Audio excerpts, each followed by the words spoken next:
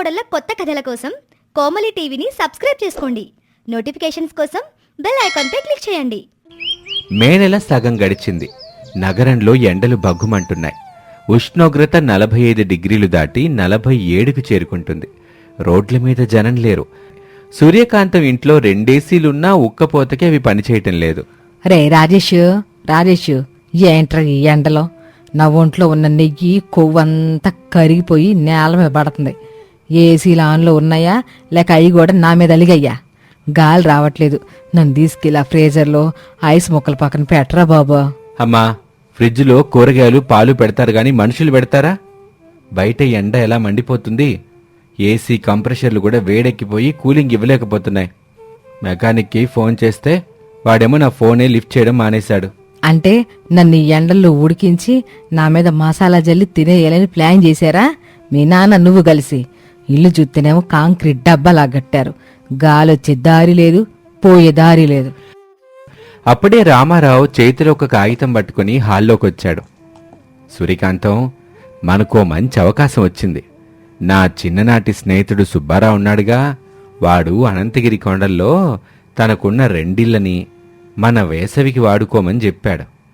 వాడు వాళ్ళ అబ్బాయి దగ్గరికి అమెరికా వెళ్తున్నాడు.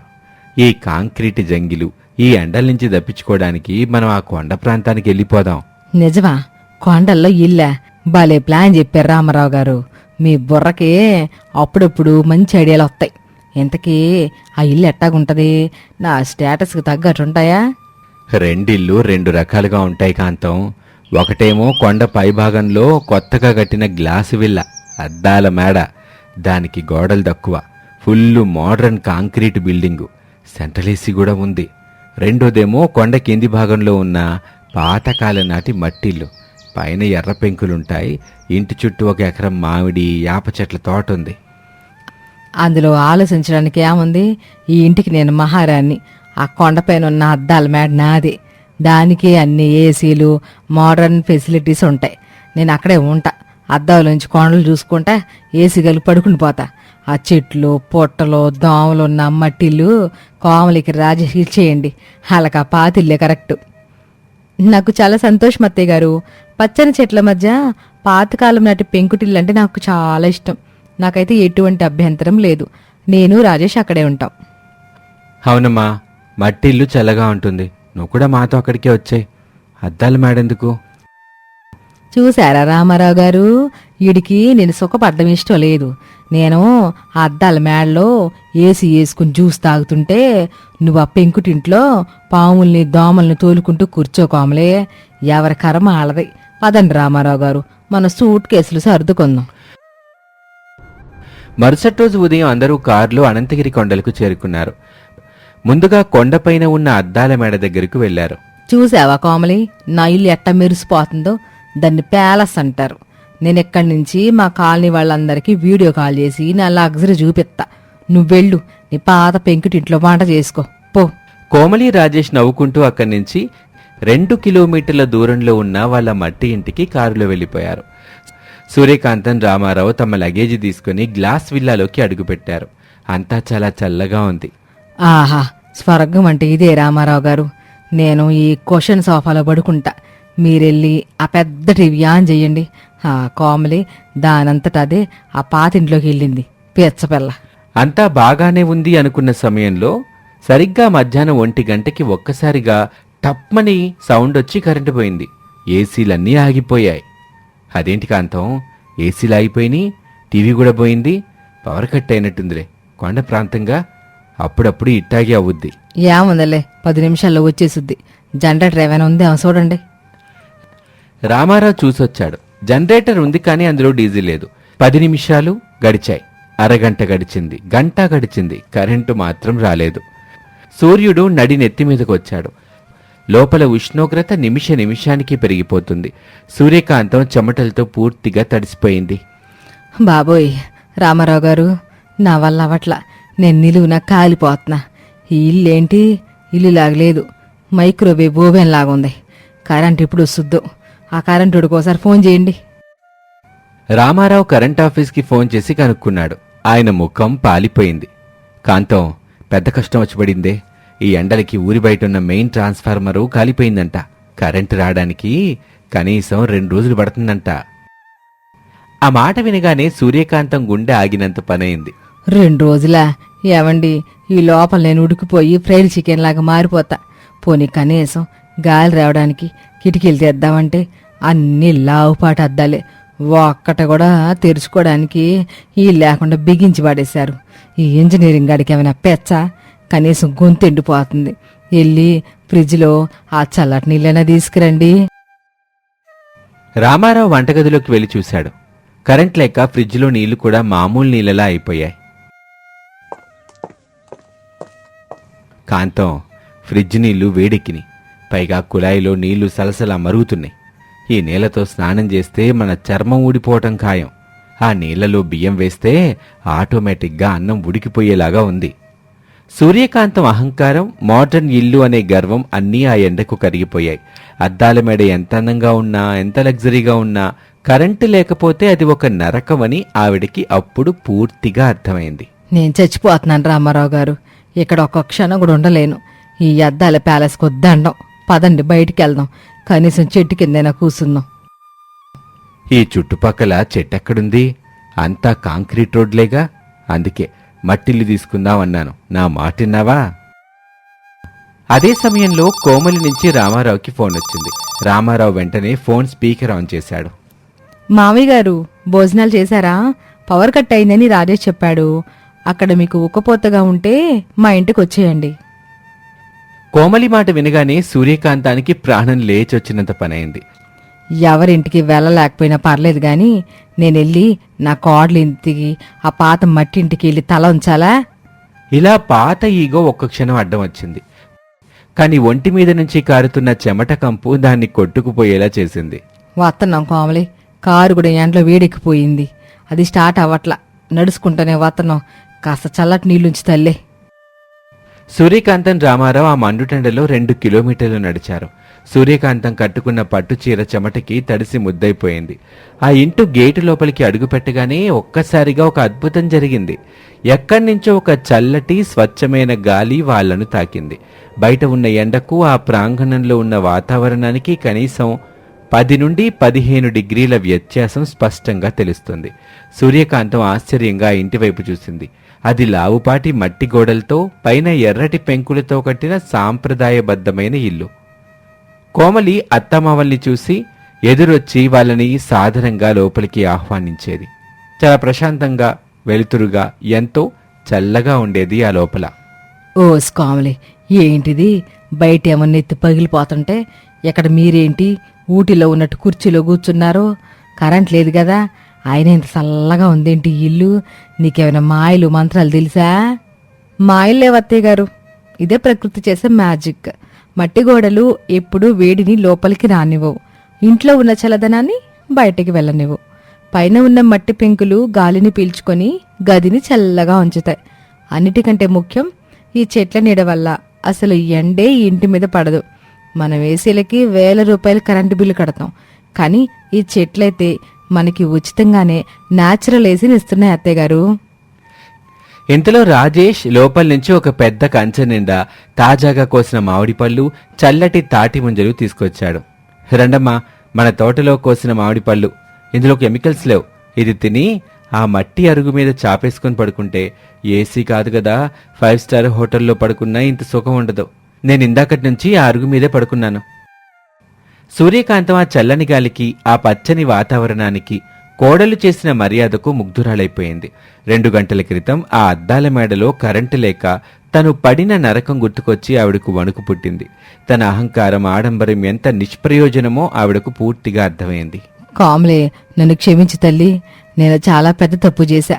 ఏసీలు, అద్దాలు, సోఫాలు, కాంక్రీట్ గోడలుంటే అదే లగ్జరీ అనుకున్నా.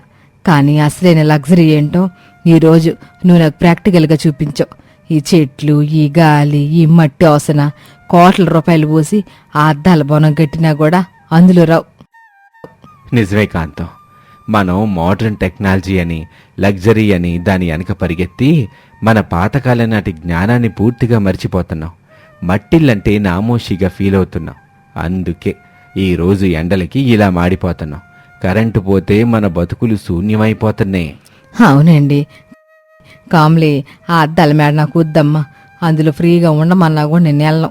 ఈ వేసవ సెలవులు మొత్తం నేను నీతో పాటే ఈ పచ్చనింట్లోనే ఉంటా. రేపటి నుంచి ఆ చెట్లకి నేను కూడా నీళ్లు పోతా. ఈ తోట పనులు నేను చూసుకుంటా.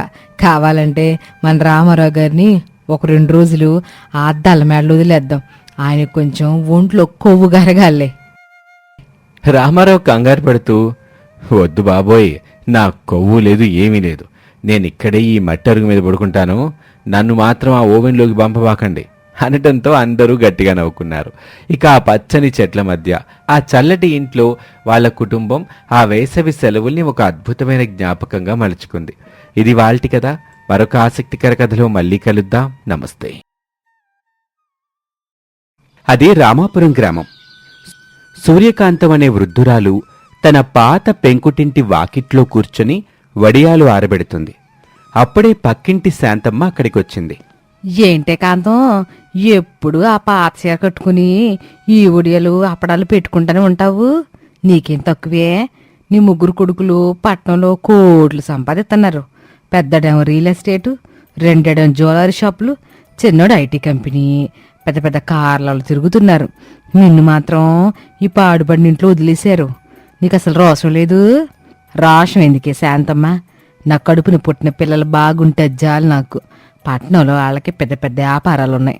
వాళ్ళ భార్యలు కోటీశ్వర్లలో నుండి వచ్చారు.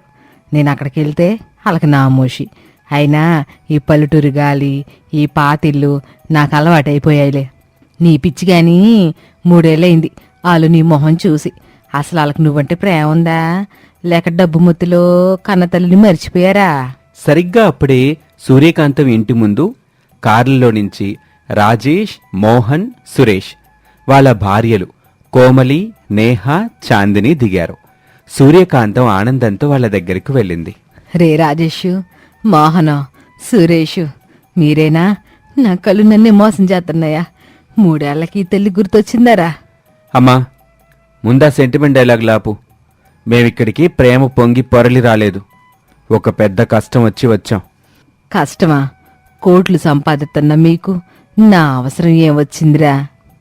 ఆంటీ, ఐ మీన్ అత్తయ్య, మా వ్యాపారాలన్నీ ఉన్నట్టుండి నష్టాల్లో పడ్డాయి. పెద్ద పెద్ద ప్రాజెక్టులు ఆగిపోయాయి. ఏంటని ఓ ఫేమస్ స్వామీజీ దగ్గరికి వెళ్తే కన్న తల్లిని పల్లెటూరులో వదిలేసి పాపం తగిలింది అని చెప్పాడు. అవునత్తయ్య, మీకు పుణ్యక్షేత్రాలు తిప్పాల్సిన వయసులో మర్చిపోయాం కదా. ఆ దోషం పోవాలంటే 3 రోజులు మీతో పాటు ఈ పల్లెటూరి పాతింట్లో మీ చేతి వంట తింటూ, కరెంటు పోయినా ఏసీలు వాడకుండా, మా డబ్బు అస్సలు వాడకుండా గడపాలట. అలా చేస్తేనే మా ఆస్తులు మళ్ళీ వెనక్కి వస్తాయట.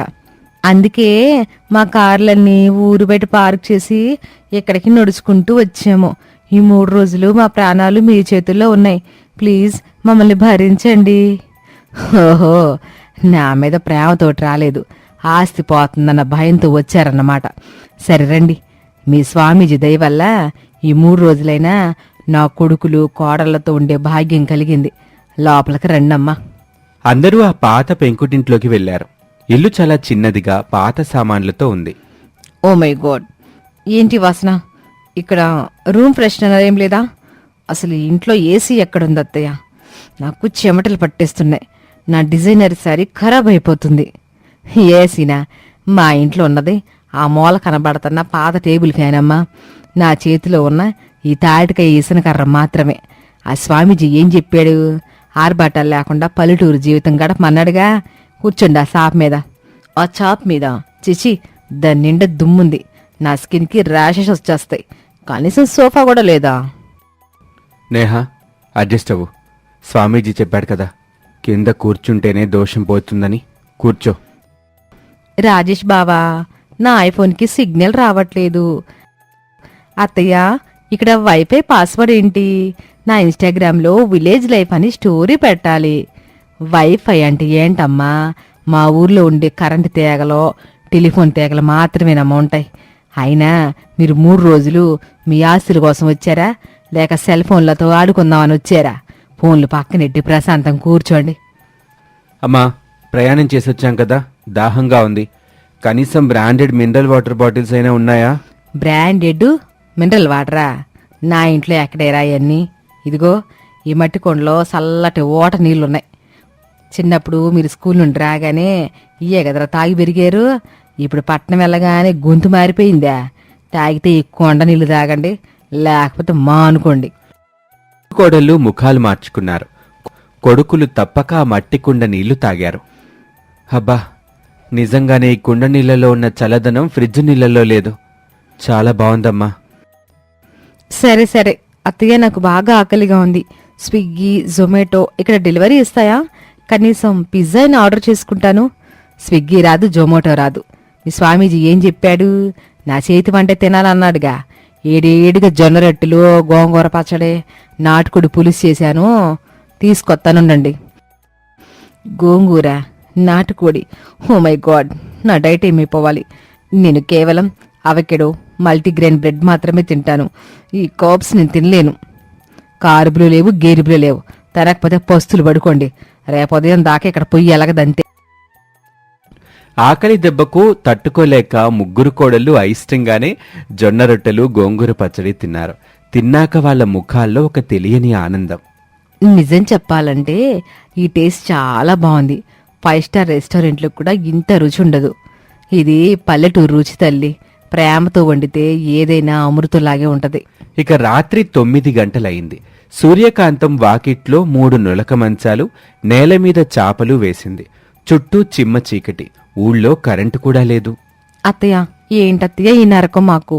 నేనేమో ఏసీ లేకుండా ఒక్క నిమిషం కూడా నిద్రపోలేను. పైగా ఈ నులక మంచమేంటి? నా వీపుకి గుచ్చుకుపోతుంది. ఇది పల్లెటూరు కోమలి, అడ్జస్ట్ అవ్వు. ఆ తాటికాయ విసునుకారుతో కాసేపు విసురుకో. అమ్మో, ఈ దోమలేంటి సైజులో హెలికాప్టర్ లాగా ఉన్నాయి. నా స్కిన్ని కరిచేయొచ్చు. ఆలోట్లేదా అత్తయ్య? సూర్యకాంతం ఒక మట్టి మూకుళ్ళో వేపాకు పొగ వేసుకుని వస్తూ నవ్వింది. ఇక్కడ ఆలౌట్లు పని చేయలే అమ్మా. ఈ ఆపాకు పొగ వేసుకుంటే దోమలు పారిపోతాయి. ఈ పొగ పీల్చండి. చీ, ఏంటి వాసన? నా లంగ్స్ పాడైపోతాయి. ఇది నేను భరించలేను. లంగ్స్ పాడవదల్లి, మీ కడుపులో ఉన్న సిటీ రోగాలు కూడా పోతాయి. ముసుగు దాన్ని పడుకోండి. ఆ దోషం పోవాలంటే ఈ కష్టాలన్నీ పడాల్సిందేనని మీ స్వామీజీ గారు చెప్పారుగా. ముగ్గురు కోడళ్ళు, కొడుకులు ఆ ఉక్కపోతకి, దోమల కుట్లకి తట్టుకోలేక రాత్రంతా పడుతూ లేస్తూ గడిపారు. సూర్యకాంతం మాత్రం హాయిగా నిద్రపోయింది. మరుసటి రోజు ఉదయం 6 గంటలకి రాజేష్ నిద్రలేచి తన తల్లి కష్టాన్ని చూస్తూ ఉండిపోయాడు. మేం పట్నంలో కోట్లు సంపాదిస్తున్నాం, 10 మంది పనివాళ్ళున్నారు. కానీ అమ్మ ఇంకా ఈ వయసులో కూడా ఇంత కష్టపడుతుందా? మనం ఏం చేస్తున్నాం? మిగిలిన వాళ్ళు కూడా నిద్రలేచారు. కోమలికి స్నానం చేయటానికి బాత్రూంకి వెళ్ళింది. వెంటనే బయటకు పరిగెత్తుకుంటూ వచ్చింది. అత్తయ్య, బాత్రూంలో షవర్ లేదా? గీజర్ కూడా లేదే. నేను స్నానం ఎలా చేయాలి? షవర్ కావాలంటే ఆ పొలంలో ఉన్న మోటార్ పైప్ కింద నిలబడు. ఏడు నీళ్ళు కావాలంటే ఆ కట్టెల పొయ్యి మీద కాగిన నీళ్లు బకెట్లో పోసుకొని స్నానం చేసుకో. ఇక్కడ బటన్ నొక్కితే వేడి నీళ్ళు రావు, కట్టెలు పెట్టి ఊదితేనే వస్తాయి. ఇది టార్చర్. ఇంక 2 రోజులు మనం ఇక్కడ ఎలా బ్రతకాలో ఏమిటో. అలా 2 రోజులు వాళ్ళు ఏసీలు లేకుండా, సెల్ ఫోన్లు లేకుండా, జొమాటో, స్విగ్గీలు లేకుండా సూర్యకాంతం చేతి వంట తింటూ ఆమె పడే కష్టాన్ని దగ్గరుండి చూశారు. 3వ రోజు ఉదయం రానే వచ్చింది. వాళ్ల శిక్ష పూర్తి అయింది. ఏంటి కాంతం, కొడుకులు కోడళ్ళు మారిపోయినట్టున్నారు. నిన్న మీ పెద్ద కోళ్ళు ఆవు పేడ కూడా తీస్తుంది. నిజంగా ఆశ్చర్యమేనే. ఆ స్వామీజీ దయ వల్ల వాళ్ళకి పల్లెటూరు కష్టమేంటో తెలిసొచ్చిందిలే శాంతమ్మ. ముగ్గురు కొడుకులు, కోడళ్ళు సూర్యకాంతం దగ్గరికొచ్చారు. వాళ్ళ ముఖాల్లో ఇప్పుడు ఆ సిటీ గర్వం లేదు, ఒక రకమైన పశ్చాత్తాపం కనిపిస్తుంది. అమ్మా, మమ్మల్ని క్షమించు. మేం పట్నం వెళ్ళి డబ్బు సంపాదించి పెద్ద పెద్ద కార్లు కొనుక్కొని అదే లోకం అనుకున్నాం. మమ్మల్ని పెంచి పెద్ద చేసిన నిన్ను, ఈ ఇంటిని పూర్తిగా మర్చిపోయాం. అవునమ్మా, రాత్రి ఆ నులక మంచం మీద పడుకుంటే నాకు చిన్నప్పటి రోజులు గుర్తొచ్చాయి. అప్పుడు ఏసీలు లేవు, కానీ నీ ఒళ్ళో పడుకుంటే ఎంత ప్రశాంతంగా నిద్రపోయేవాళ్ళం. ఆ ప్రశాంతత ఇప్పుడు ఎన్ని కోట్లున్నా దొరకట్లేదు. నిజం చెప్పాలంటే అమ్మా, మాకు ఆస్తులు నష్టం రాలేదు. ఏ స్వామీజీ మమ్మల్ని ఇక్కడికి రమ్మని చెప్పలేదు. ఏంట్రా, నిజంగా స్వామీజీ చెప్పలేదా? అవునత్తయ్య, మేము మా డబ్బు గర్వంలో పడిపోయి ఎప్పుడు టెన్షన్ పడుతూ ఉండేవాళ్ళం. మాలో బంధాలు, ఆప్యాయతలు చచ్చిపోయాయి. అప్పుడు రాజేష్ బాబు గారు అన్నారు, మనం ఎక్కడి నుండి వచ్చామో ఆ మూలాలకు వెళ్తేనే మనకి ప్రశాంతత దొరుకుతుంది అని. అందుకే ఆ స్వామీజీని అబద్ధం చెప్పి మమ్మల్ని ఇక్కడికి తీసుకొచ్చారు. కానీ ఈ 3 రోజుల్లో మాకు అర్థమైంది ఏంటంటే నిజమైన ఆస్తి మాకు బ్యాంక్ బ్యాలెన్స్ కాదని, ఇక్కడ మమ్మల్ని కంటి రెప్పలా చూసుకుంటున్న మీ ప్రేమని. అవునత్తయ్య, డబ్బుందన్న పిచ్చిలో ఏదేదో మాట్లాడేశాను, నన్ను క్షమించండి. మీ చేతి జొన్న రొట్టెల ముందు నా పిజ్జాలు ఎందుకు పనికిరావు. అత్తయ్య, ఆ ఏసీల చల్లదనం కంటే మీరు వేసిన వేపాకు పొగలోనే నిజమైన ఆరోగ్యం ఉందని అర్థమైంది. ప్లీజ్ అత్తయ్య, మాతో పాటు పట్నం వచ్చేయండి, మిమ్మల్ని మహారాణిలాగా చూసుకుంటాం. నాకు మహారాణి బాగోలొద్దులే తల్లి. నా కొడుకులు కోడల్లో నా ప్రేమను అర్థం చేసుకున్నారు. నా కుటుంబం మళ్ళీ కలిసింది. అదే నాకు 10,000 కోట్లతో సమానం. నేను పల్లెటూరు వదిలిపెట్టి రాలేనులే. మీరే పండగలకు వచ్చి ఓ 10 రోజులు నాతో గడపండి, నాకు అది చాలు.